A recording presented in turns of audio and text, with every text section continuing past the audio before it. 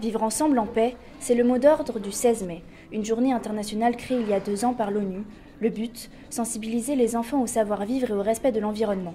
Pour l'occasion, de nombreuses associations ont organisé la première édition festive à Nice, place Garibaldi. À travers des stands et activités, les bénévoles essaient de rassembler les enfants. Stéphane Robinson insiste sur l'importance d'inculquer ces valeurs à la jeunesse. Il s'agit de faire d'un événement un avènement. C'est-à-dire que pour l'instant, c'est un peu comme pour la journée de la femme, c'est le 8 mars, et puis après, qu'est-ce qui se passe les 364 autres? L'idée, c'est de faire en sorte que ça devienne, que ça s'inscrive dans notre quotidien, que ça se traduise dans la réalité. Donc quelque part, toutes ces activités, mine de rien, de façon très ludique, très pédagogique, transmettent ces valeurs-là, de façon plus ou moins directe.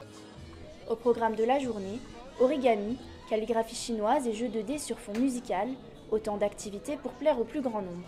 Serge Gabrielitch propose aux enfants un exercice physique ludique et éco-responsable. Ce thème de la paix, eh bien, il y a un lien avec notre pitchak. Déjà, le pitchak, il est basé sur un lien. On récupère de vieilles choses, on les attache ensemble.